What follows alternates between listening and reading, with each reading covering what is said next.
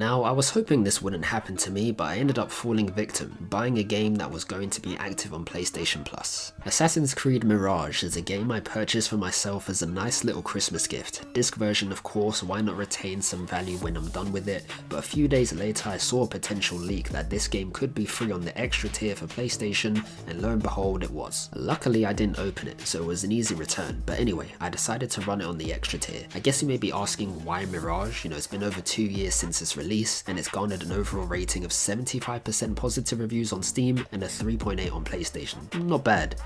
Pretty good on Steam, but less so on PlayStation, nearly 4 stars, so it's okay, but far from being considered terrible. The main thing I record from this game is how short it is. Most reviews I saw briefly mentioned that it was a condensed Assassin's Creed with a completion time as low as 10 to 15 hours, and about 20 hours for completionists, so not long at all really. It only took me 18 hours to beat the game, accounting for idle time and messing about here and there. The most recent Assassin's Creed games I played before that was Odyssey and a bit of Valhalla, but those games carry a hefty amount of content, my goodness. I had nearly 100 hours in Odyssey and it felt like I'd barely scratched the surface. I guess I got tired of the bloated Assassin's Creed runs and wanted something a bit shorter, just to scratch that itch since I hadn't played AC for a while. You play as Basim, a mere street thief running around the back alleys of Baghdad. Your partner in crime for the time being is Nihal, Basim's closest friend who would sometimes assist him in thief-related missions or provide info on lucrative hits. At some point she lets Basim know of a high-risk theft opportunity in a heavily guarded area of Baghdad, and this is where things start to go wrong. During this mission, in an attempt to steal a relic-like object, Nihal kills a member of the Order, and with both of them seeing something they shouldn't, this puts a major target on their backs. They're forced to flee at the cost of the lives of innocent people around them,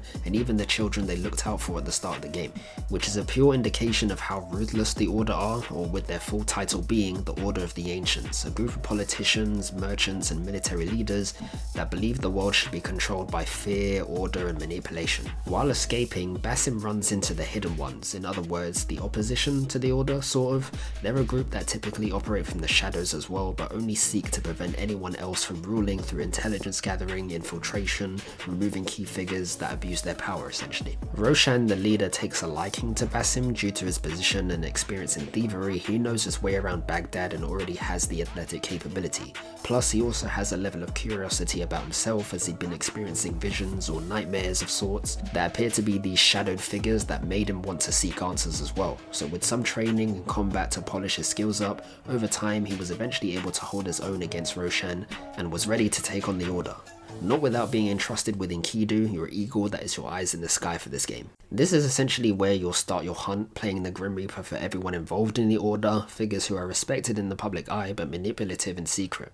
You'll track this on the investigation board on one of the menu tabs, and this is what you'll be doing throughout the game really. As aforementioned, given the length of Mirage being a lot shorter than recent AC games, the map of Baghdad is smaller too, being almost 10 times smaller than Valhalla, 20 times smaller than Odyssey. Some could say it's a step down, but I think it works. Looking at the map from a bird's eye view, it is small with minimal movement for your cursor, because you can pretty much see the whole map by default anyway. You don't need to zoom out much at all. However, when roaming, you've got the densely packed cities, loads of pedestrians, some on horseback, riding camels, different merchants selling goods. You've got courtyards and open plazas, as well as sheltered markets, rooftops, heavily guarded palaces, mosques, canals, rivers and farms dotted around the outskirts of the main city. Travelling further out, you can find industrial workspaces like quarries or excavation sites and ancient ruins. And despite its compact design, the environment is very beautiful. It's probably the prettiest Assassin's Creed map I've wandered around in, so I quite enjoyed the scenery. They did a good job here. The wildlife is existent, even though I didn't encounter much. I found a lot of cats though. As a cat lover, I petted everyone I saw by default. You do run into slightly more dangerous ones like snakes hidden in foliage, and one particular animal that had it out for me. I don't know what this gazelle's beef was, but it caught me lacking on 2 occasions. Boy, I done told you!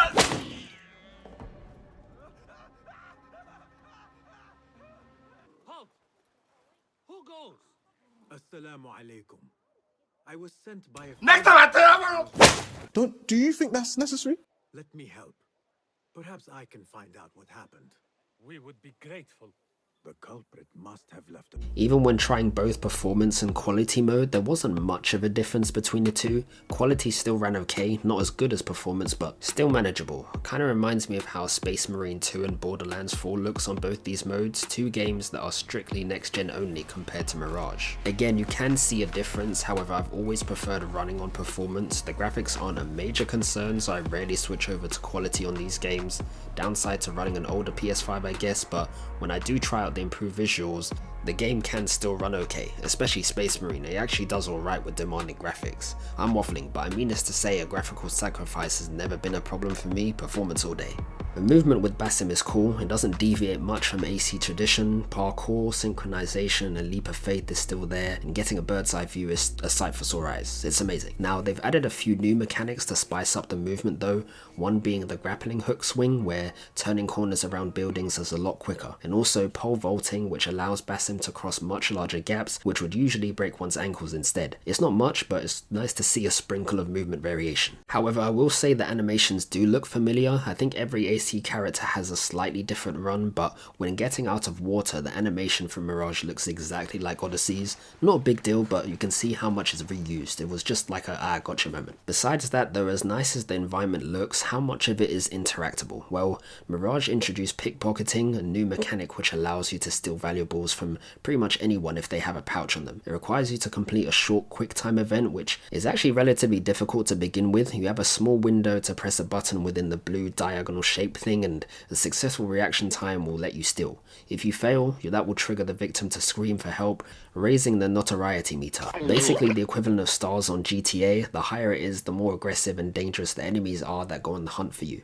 Luckily, Mirage introduced another system which allows you to take down wanted posters. This lowers that meter to the point where you can go about your business without any aggressors on your back, which is quite cool. Or if you're feeling the challenge, you can keep causing mayhem till you die. I've been getting my ass kicked most of the time, so I try to keep the damage down to a minimum, but I believe there is a trophy for staying at max notoriety for 10 minutes. Doable if you've got the right upgrades for sure. Members of the public can be used to blend in or cause distractions or garner the attention of a group of enemies, allowing you to make a sneaky infiltration under their noses too. Obviously these come at a cost and you may find yourself having to use these bribe tokens. The good thing about Mirage is that there's always an alternative, but bribe tokens can make things easier. Throughout the main story you may need to use a couple of these to get valuable info out of people in order to help you progress, traverse an area in a safer fashion. I barely had any of these at the start because they felt too hard to come by, but it's only because I wasn't pickpocketing enough.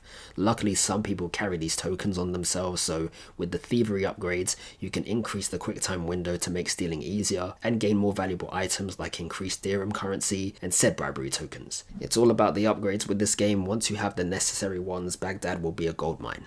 Now with the time Basim spent with the hidden ones, he's created a small arsenal that will assist him in his search for answers and taking down order members. Your weapon pool is a lot simpler and focused this time round. Playing as Basim, your primary weapon is always a sword and dagger combo, both of which can be upgraded individually to improve its base damage and passive effects, etc.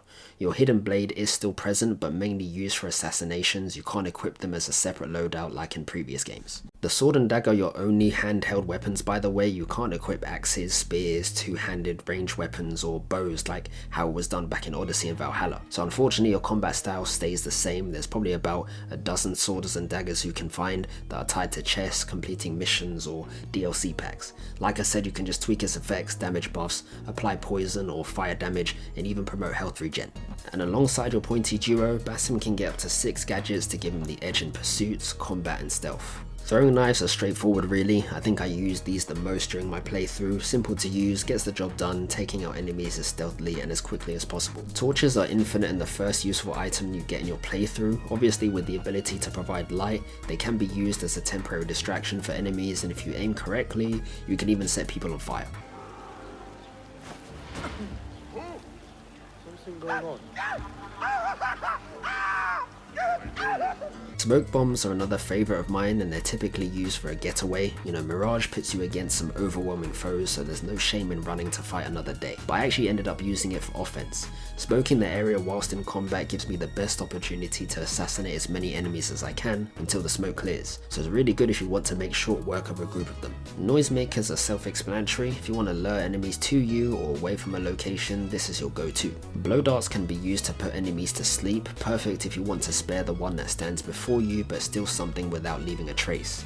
And lastly, traps are essentially an immobilizer, perfect for sneaking follow-up attacks on an enemy who may be more of a problem taking head on. Or if you're feeling mischievous, you can set it on anyone and watch them go flying pretty much. That's it for the gadgets really. For me, there wasn't much of an even distribution of use. I ended up using more than others unfortunately, and I think that's because the engagements I had throughout didn't require that. Maybe I was lacking in creativity too, but the blow dart for example, there wasn't really a need for me to put people to sleep. The opportunities were minimal in the main story. However, you may find more use for these items in the contracts where certain conditions have to be met to reap the maximum amount of rewards possible, such as not getting spotted, steal without killing anyone, etc., where the items like the noisemaker and blow dart would be more useful. So the missions are there, I guess I just wasn't encouraged enough to take them early on since I wasn't equipped. The materials you need to upgrade your items do take a bit of exploring, the chests don't give you much in my opinion. The gadgets Basim has do not have cooldowns like in the previous Assassin's Creed games, instead they have a limited ammo count, and replenishments can only be found in these crates typically located in enemy territory. The only reason I stress this is because you can't actually retrieve throwing knives, at least not at the start. They're locked behind a skill, which in my opinion is a bit silly really. Throwing knives are pretty much the only realistic retrievable item after use, so it's a bit scummy not letting you pick them up unless you have that skill unlocked. So I'd recommend picking the skill up as soon as possible. You won't really come across them while you're free roaming, so you can't move reckless and use everything in one go. Sometimes going for the old school assassination may be required to conserve your items for bigger threats later down the line. And the enemies in this game, although not super problematic, some are just downright annoying. You've got your standard swordsman, spearman, archer, captain, which is a larger heavily armored enemy that can only be damaged from behind. Horn bearers can call for backup. Nefatas, if I've pronounced that correctly, wield flamethrowers. And the Shakiria, if I also pronounced that correctly, are elite bounty hunters. The most problematic for Basim as they're pretty much the only ones that can go toe to toe with him. However, one of the most rage-inducing ones has got to be the marksman. Whenever you approach a heavily guarded area, naturally you're calling Enkidu to scout for you. This enemy sends a shot flying at him instantly. Luckily Enkidu isn't killed or down, but he will be out of action momentarily. And that is why these guys are always the first to get a face full of steel. How dare you strike my eagle? Are you mad? However, when you're not admiring Basim's drip options like costume dyes and talismans in the menu, there is a skill tree that improves 3 main areas for Basim. Phantom improves your combat capabilities like chaining assassinations, slowing down time, reducing fall damage and increasing focus bars. Assassin's Focus is where Basim executes a sort of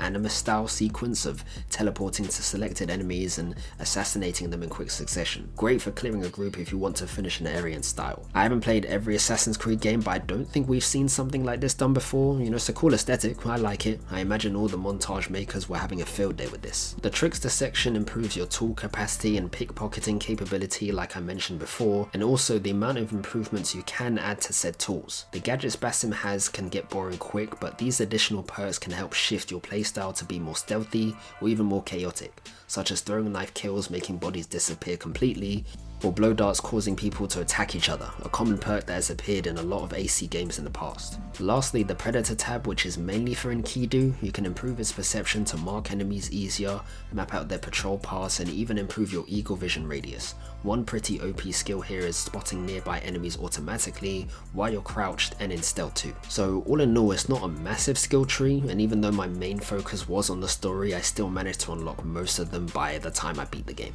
And even though I've been yapping non-stop about skills, upgrades and all that jazz, I mean this to say if you do end up trying this game, I would highly suggest getting as many upgrades as possible early on. It creates more opportunities for unique playstyles, a more comfortable playthrough I'd say. My first few hours I didn't really touch additional contracts or explore as much, and because of that I ended up finishing without trying every tool or skill, so it's definitely worth maxing everything out as soon as possible to see Basim's true potential in the game. Luckily though, if you're like me and you blitz through the story, you can replay missions or animus sequences as they call it. I believe Mirage is the only Assassin's Creed to offer this at the time of release, and given that there isn't much besides contracts, mission replay at least gives you that opportunity to redo a level a different way, retry with more skills under your belt so you can squeeze a few more extra hours in if the missions have enticed you enough. In addition though, some secret chests are hidden in caves which encourage small puzzle solving or slightly more tedious ones where you have to push these wooden frames out the way to gain gain access.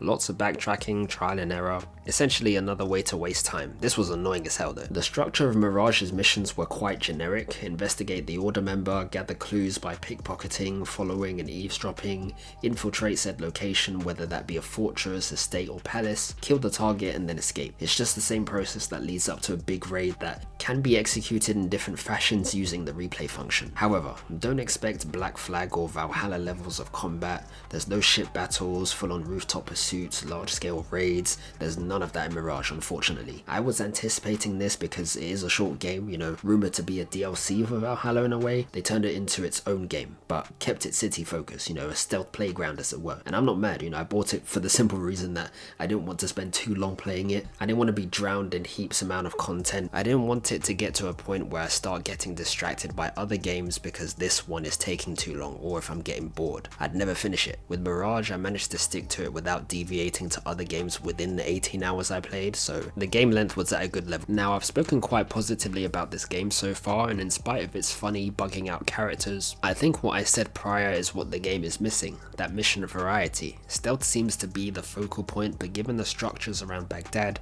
pursuit type missions would have been nice. Across rooftops, through markets, plazas, etc. I think there were just 2 occasions, with one being at the start, where you were the one being chased. With Basim being the one giving chase, it creates more unique opportunities to use your tools that slow or incapacitate enemies, and also make the environment more usable with the new parkour interactions. Quite frankly, Baghdad structures feel wasted here. But yes, if this style of Assassin's Creed is up your street, I recommend it. Now, I am aware that they dropped the Valley of Memory DLC a while back, you know, about 6 hours of content, which doesn't do anything crazy. I think they are still story focused and provide more emphasis on Basim as a character. The main game definitely did tell you about him, but I think it ended with a lot of unanswered questions that the DLC aims to tackle, so I'll probably make a video on that too when I get back on it. And that's all from me though. This might be a super long video, so I apologize for that. Ironically, I ended up having way more to say about one of the shortest Assassin's Creed games ever. But if you made it this far, I hope you guys enjoyed. It's been Dre, take care and see you next time.